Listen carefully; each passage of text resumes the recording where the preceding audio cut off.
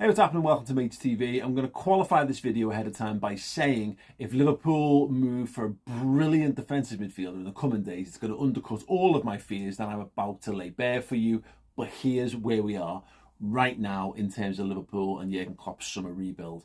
Fabinho is about to join Al-Ittihad for about £40 million. Jordan Henderson still could potentially join Steven Gerrard's Al-Ettifaq, even though that is in limbo at the moment. But what we're looking at is a possibility of between 40 to 60 million maybe added to the transfer coffers, but our first choice starting DM out the window, and our captain and I guess first choice understudy for the DM and the right side at 8 and a couple of other positions in Henderson gone as well. We've seen 4 players publicly kind of listed as being on Liverpool's transfer shortlist for the midfield. This was by Mel Reddy, but it's been reiterated by others. Those names are Amrabat from Fiorentina, Kalvin Phillips from Manchester City, Romeo Lavia from Southampton, and Ryan Gravenberch from Bayern Munich. First off, my immediate take on all of those names was like, ugh. Not because I think there's anything particularly actually really wrong with any of them. Like, okay, there are, and I'm going to talk about that in a moment, but they're all good footballers, you know, in their own right. They're all much better footballers than I have ever been and ever will be. Of course, that's true of everyone who's ever played professional football, with the exception of some of the lads that played for Liverpool in the early 90s. And Jean-Michel Ferry. But I think it's fair to say that Fabinho has been a world-class defensive midfielder for Liverpool. And I think there's a time between 2018 and 2021 when I think he's the best in the world. I think so much so that Manchester City actively go and buy Rodri, who is their version of Fabinho. And arguably right now, he certainly is better than Fabinho. He might even go on to be even better at his highest peak. But the point is he was the model. Fabinho was the one to follow. And even though he had a poor season last season, it still exists in possibility that you can get him back to a very good level. So that's a major first and foremost concern. And when I see those names, I don't see anyone on that list who I think is as good as Fabinho even today. So on the back of a poor season, his worst season as a Liverpool player. I bet one that he still played, I think, 3,500 minutes-ish for Liverpool. I don't think anyone there, I wouldn't be comfortable with a straight swap for any of those footballers. You know, if you told me, yeah, just swap, shake hands, pass on the stairs, there you go. Don't bother exchanging £40 million. You've just got these footballers. Now, the reality is, I'm not sure how many of those footballers you could even get for the 40 million, but that's a kind of by the by. I can't get lost too much in that, or we'll be here all day.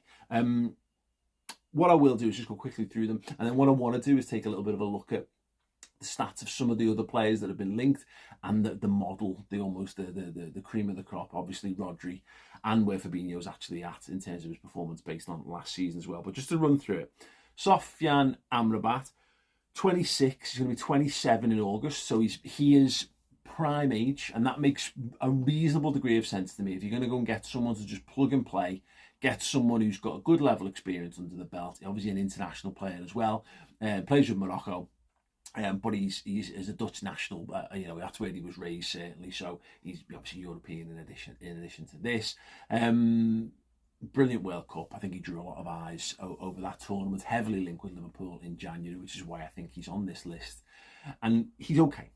I think he's okay. I think he's okay. We'll come back to him.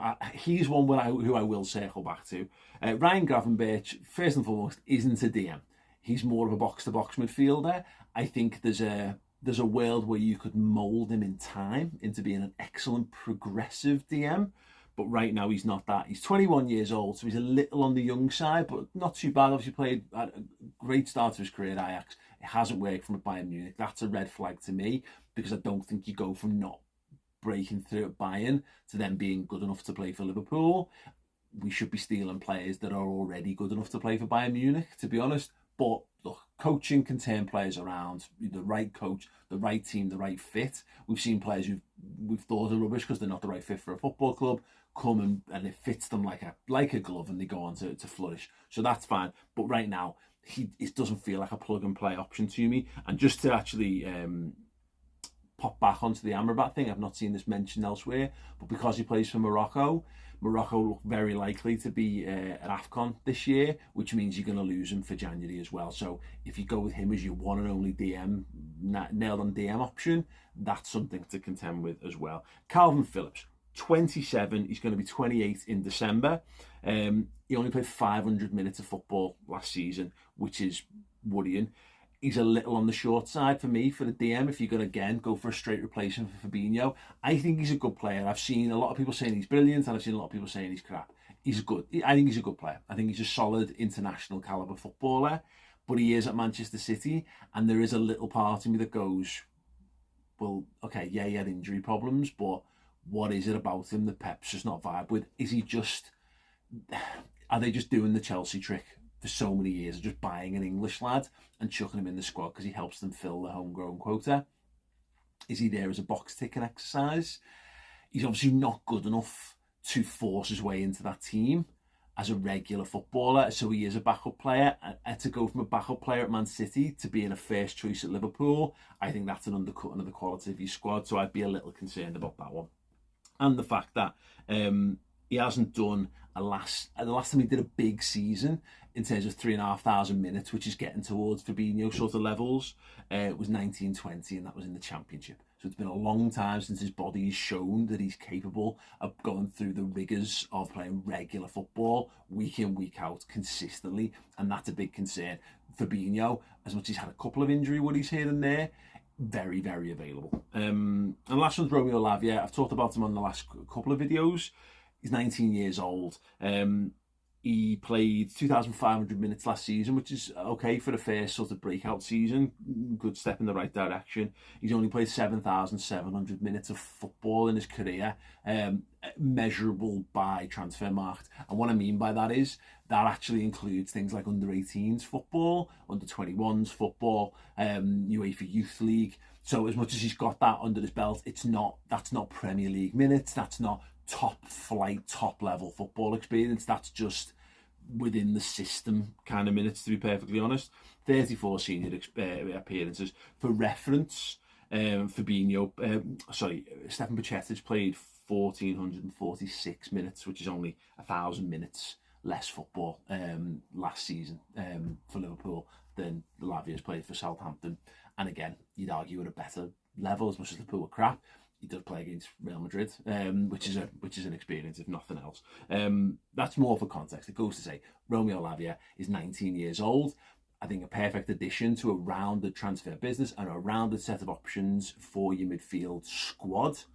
But if you're telling me that we're not going to have Fabinho and instead day one Chelsea, Romeo Lavia starting in there, I'd be more than a little concerned. He could be brilliant. Obviously got a lot of really big clubs very interested in him. Liverpool, Arsenal, Chelsea definitely scouting him. I'd have thought, I think he would have been a perfect buy if we'd still had Fabinho. With no Fabinho, I think we need something else. So that kind of brings me on to the next stage. I want to talk first and foremost about the stats. And these are very top line, but I've got these from FBref.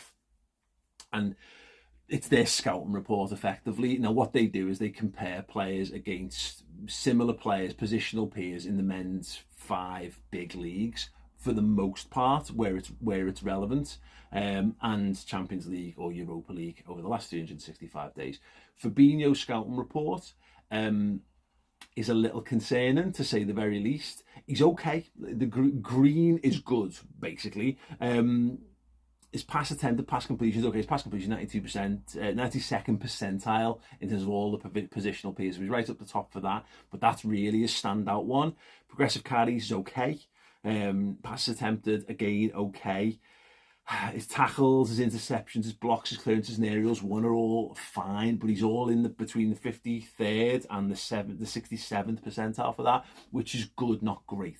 Where this gets interesting, and where I think this is an important conversation to be had moving forward for what Liverpool are after, is Rodri. So, Rodri for me is now the benchmark. He doesn't score loads of goals, but basically every metric, he's looking very smart in it. Now, it's interesting that his tackle interception blocks are actually similar to Fabinho. He's much more dominant aerially, and again, just in general, his pass attempted, his pass completion, he's in the 98th percentile for pass completion. Progressive pass, he's a much better progressive passer than Fabinho as well. In fact, progressive passes and progressive carries, I mean, he's in the 13th percentile for Fabinho, right at the bottom in terms of progressive carries. Now, some of that is what you're being asked to do in your role.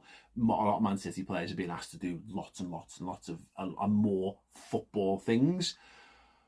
There's a chance Fabinho could have been unleashed a little bit more and maybe playing within himself without legs around him, and with Liverpool struggling, did he limit his overall approach? But I thought it was interesting. It's illustrative of just the difference in terms of what Fabinho's season was like. And also, what I'm trying to point out here, more than going into the specific details on Rodri, is that Rodri is the perfect number 6 for a team that's going to dominate possession.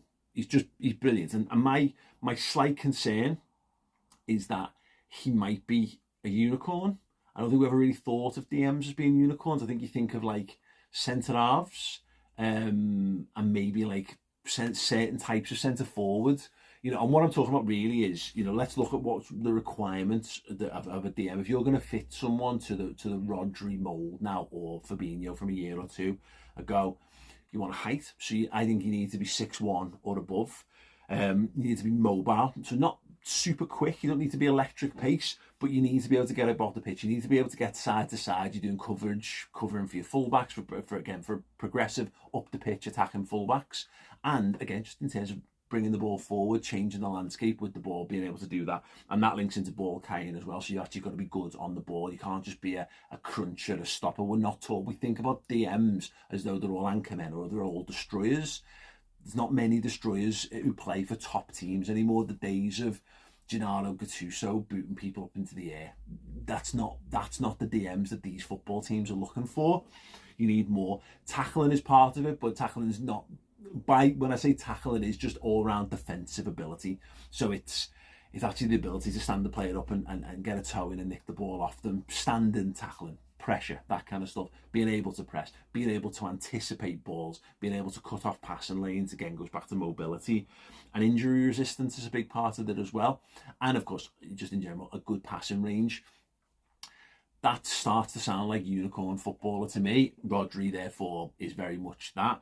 And when you start to look at the shape of what some of the other players in that sort of mould are, like Declan Rice is an example of it, is a very positive example. His passing rates are all good.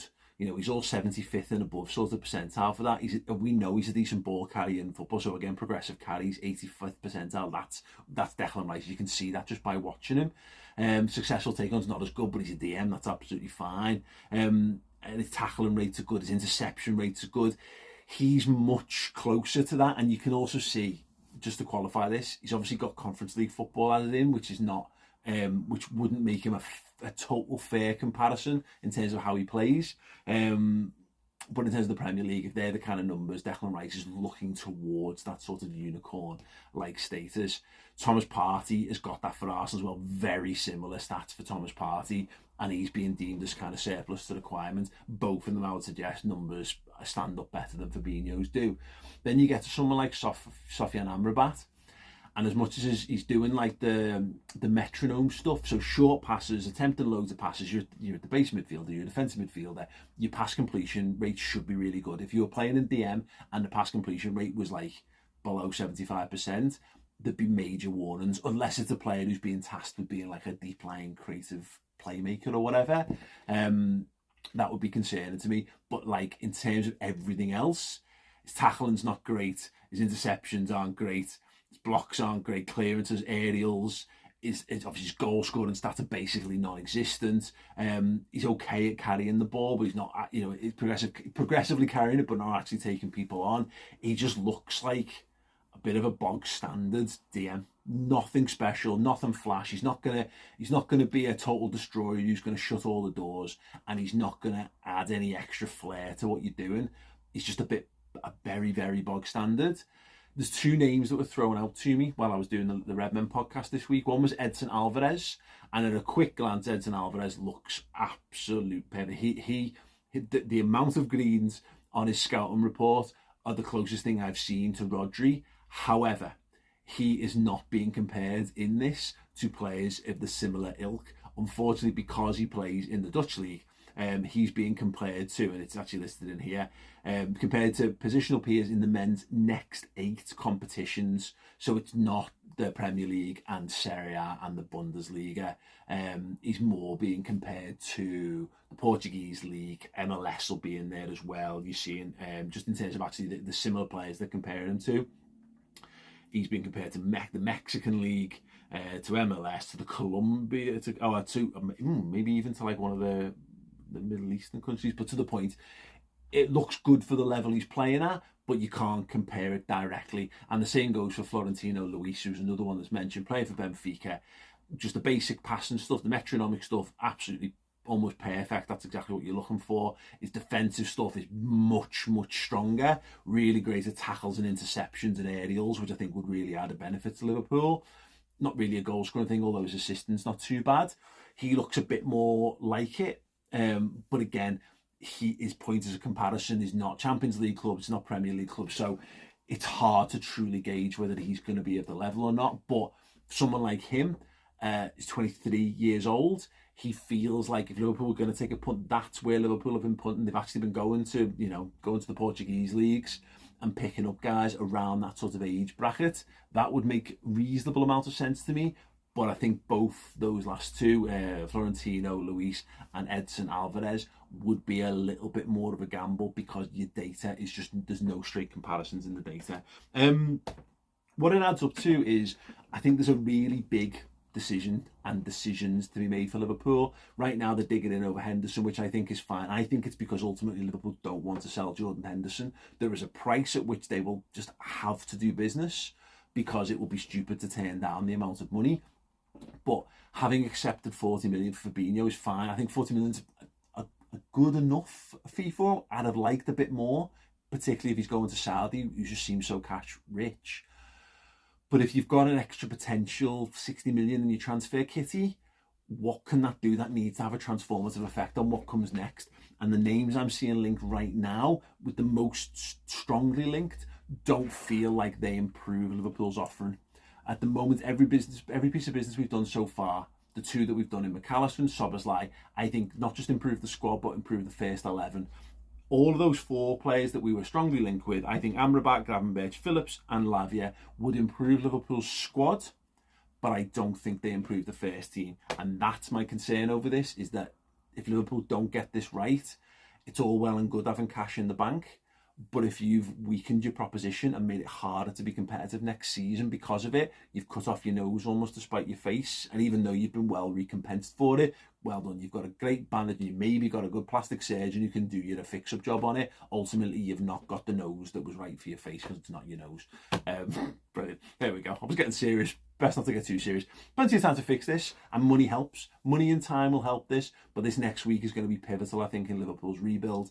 If you can't go and get the number 1 target for this, I'm not against getting someone who's a prospect if it then gives you the extra money to go and push the button on getting the defender that you really need. I think that would be okay, but in real terms, you're losing so much in terms of coverage, and particularly you're losing a member of your first 11 with Fabinho. So there is work to be done in the transfer market, and I really hope to get it right, because I just don't want another season where recriminations of going, well, we've made this bed for us, we've left this too late to sort this problem out, and I think we're in danger. If we don't get this sorted in the next week or two, the market is going to look very threadbare in a couple of weeks, because there's a lot of DMs going for a lot of money to a lot of different clubs, and we can't afford to be left picking the pieces apart of what's left. We've been there before, and let's hope it's not again. Right. So, thank you. That is it from me. If you want more from me, check out the Red Men Originals podcast this week. Very good fun, where we did a bit more on the general chat around it all. And if you want all the breaking news when it happens from journos, I did Journo Insight with Neil Jones. That's exclusively on redmenplus.com. Highly recommend checking that out. Anyway, that's it from me. Have a boss week.